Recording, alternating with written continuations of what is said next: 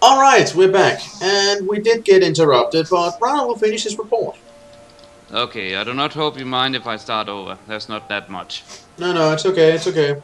Alright. Campfires are the natural evolution of these kind of stories. Well, campfires and Innsmouth Academy, I suppose. It really is appalling the way those Illuminati run an educational institution. So now they're dissing you on, well, your education process.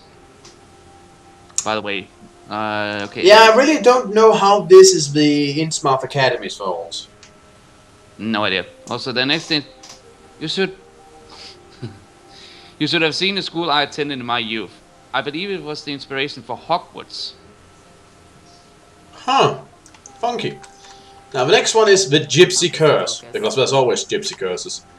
The Gypsy's Diary. Willing to help Danny, Madame Rocher has written the chilling tale of a young Romany girl and a struggle to deal with the paradox of knowing her own future. Take the story, read it, and then verify its authenticity. Let's get reading. The Gypsy's Diary. Danny came by earlier with Carter. I did a palm reading for her, and the look on his face when I told Carter she would fall in love with a close friend. Teenagers. Who needs cold readings when you can practically smell the hormones? Anyway, Danny mentioned that he wanted to put together a book of stories, local ghost stories and urban legends. I'm not sure it is a good idea. This island has a lot of secrets, and some of them are buried deeper than others. Still, I can't say no to Danny, and I have a story that I heard when I first decided to get into the palm reading business. It scares me because of the things that I can do, and lately the truth of those things that I see, especially the responsibility that comes with it. You see, history is written by the victors, and if time is a circle, perhaps the future is as well. My visions could be road signs guiding people to the wrong places. To Exodus. M. Rocher.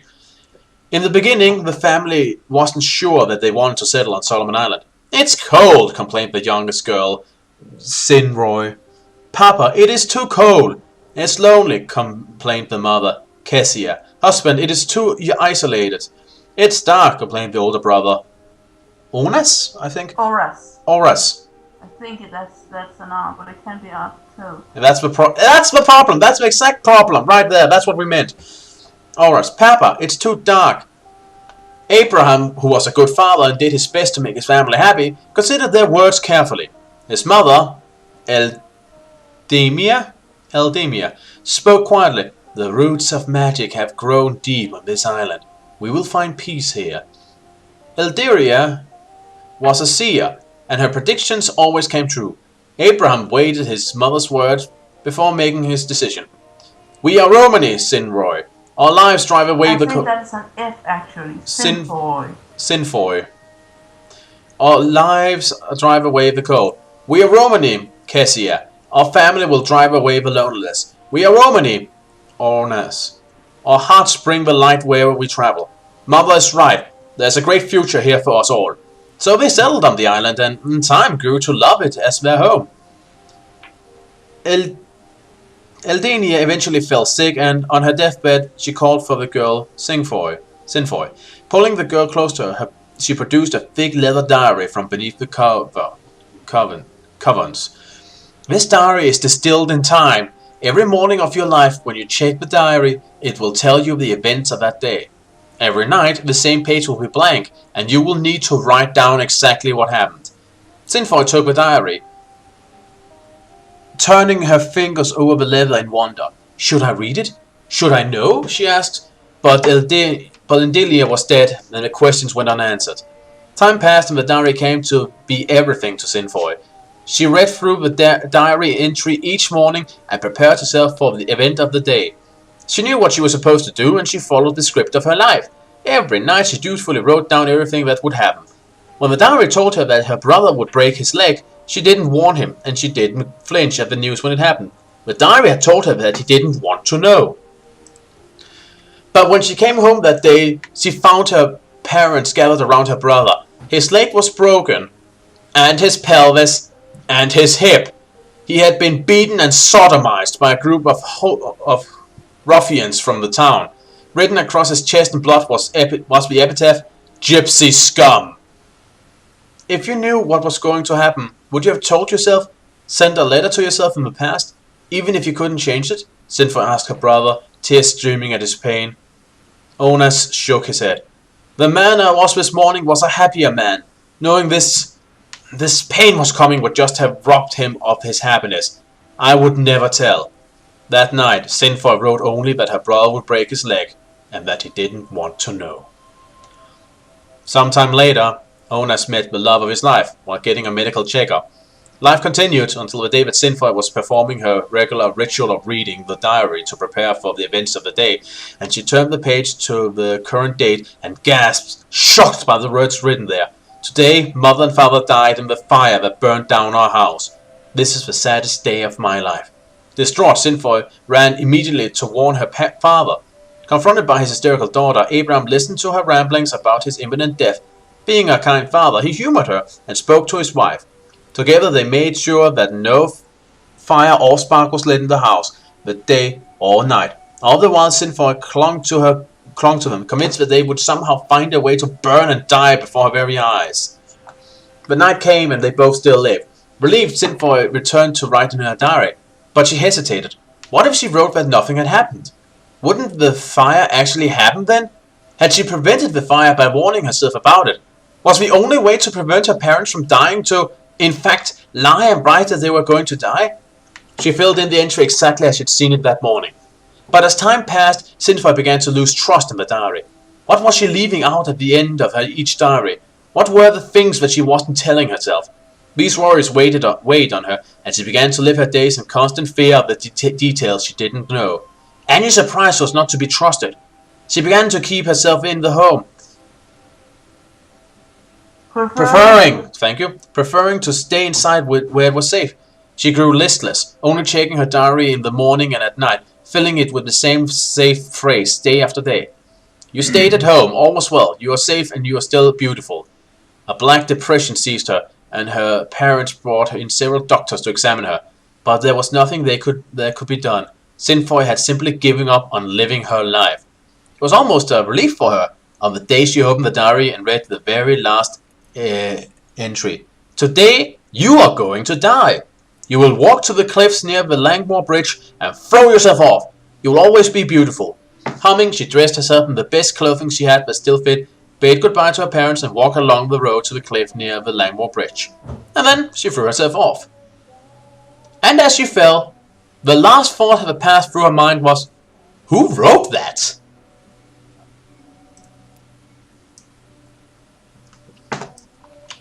Whoa. Creepy! Let's see. Right.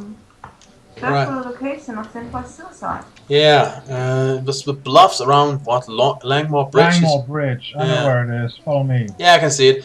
So, you know what I find kind of funny about the story?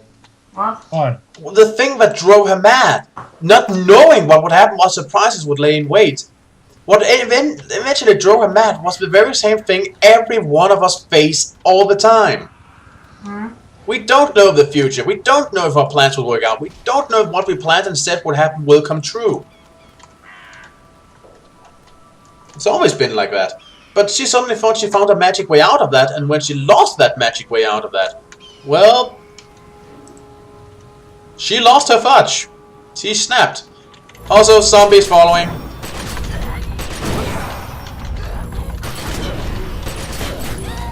Which is kind of tragic, really. But a creepy story overall. Who did write that last entry? Her brother? Who knows? No idea. Then again, I personally would not just trust any mysterious random book that just fell in my lap. Then again, I would probably go nuts within hours if I had such an opportunity, considering the fact that I worry very much about, well, a lot of things. Yeah. Because I must as well Nice say... new company.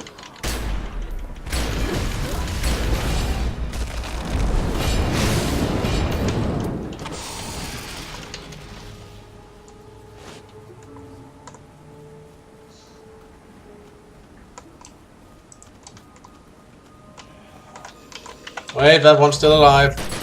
Well, for given value of alive. No, it's not. Struck with lightning and then cut down. And filled And with shot. bullets. As I would say. That thing's with deader than bullets. disco. Alright, so let's check the bluffs here. Gotta remove these zombies first. Right, let's begin bluff checking. I guess we can safely stay up here, because if you went down there, there wouldn't be much for her to throw herself off.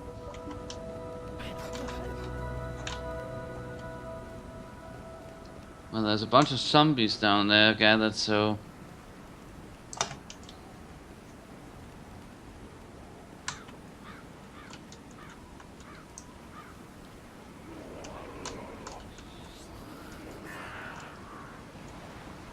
Guys, we're losing things to throw ourselves off. Not if it's on the other side of the... Oh wait, that's Priest Island. That was... It would probably mention her if it was Priest Island. Some more over here? I'm gonna look at the other side. Wait. There's a way up here.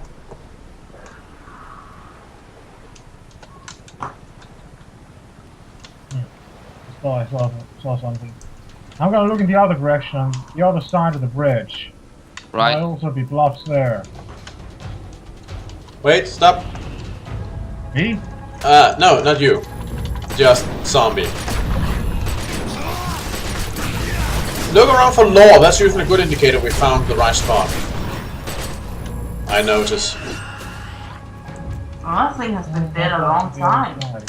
Yeah, it's one. He's from World War II. I remember that quest. There's a plaque here. Well, I fell down. This would be a, well, ideal place to throw yourself off. You don't say. How about on the... Well, not all the way over here. That's a dead end. Guys, I have to come up to you again. I fell down. Right. That's you stuck in midair. No, I'm not. Oh.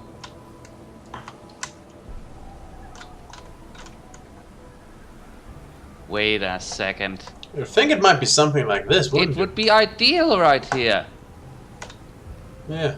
But problem is, it's No, not. it wouldn't. Look, I'm jumping off. Just I give me a moment. suppose that would be rather ideal. It's the only convenient outcrop I can see, but Maybe it is in the other direction. No, I couldn't find any bluffs over there. She must have thrown herself off around here somewhere.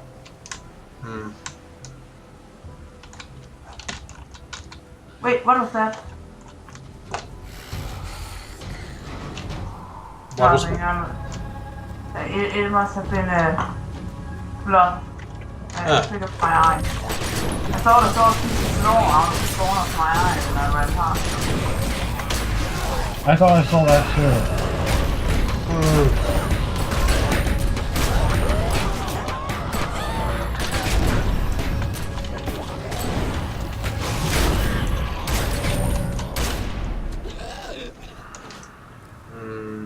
What are we overlooking? Is that do you path? mind if I proceed down here along this line and see if I can find something? Oh, not at all. Can I Great. get up here? No. These wouldn't work at all.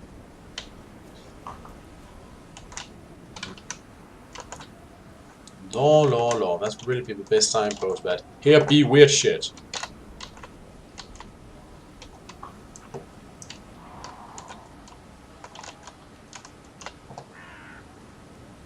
Oh, wait! Hey, I found law! Where did you I'm find coming. Maybe we're not looking for the place she jumped. Maybe we're looking for the place she landed, because it's down here. On my way. I have a feral zombie behind me, but I think I outran it. Yeah, I can see there's a bunch of corpses over there. Apparently it's a popular place to jump out. You okay, Rana? Had to deal with some zombies, but otherwise I'm okay. Okay.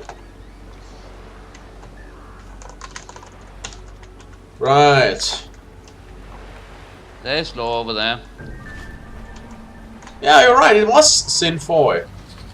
Also, she's not happy.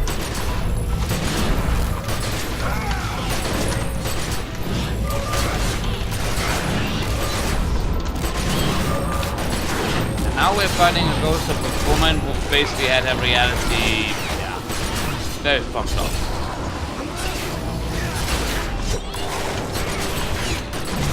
Go away! We have our own future and it does not include you!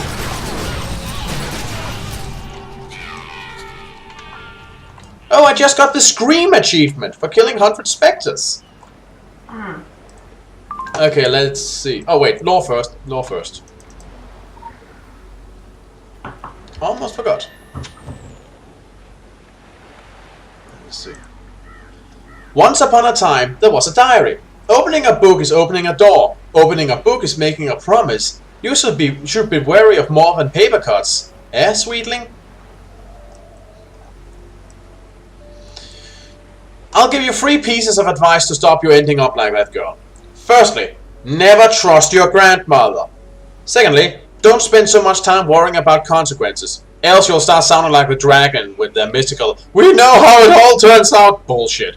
Thirdly, get a smartphone. Luckily for you, the last one is standard issue. Children understand that there's no such thing as a one-way connection.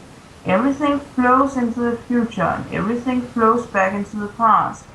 Finding time is as ridiculous as finding the tide.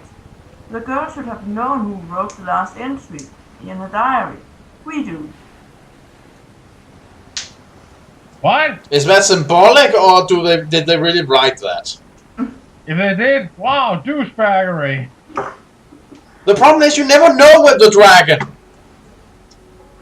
Oh, Rana? Right. This is an interesting variation of the Gypsy curse story. I've never heard of a version where the Gypsy is cursed, and the temporal aspects are a fair warning against the danger of paying too much attention to soothsayers. I'm taking all the fun out of it again, aren't I? Have you ever read The Lady of Charlotte? Charlotte, I think it is. The Lady of Charlotte, I know that one.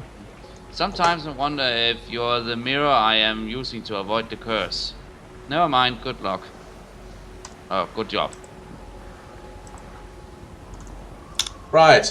We'll move on to the next spooky story.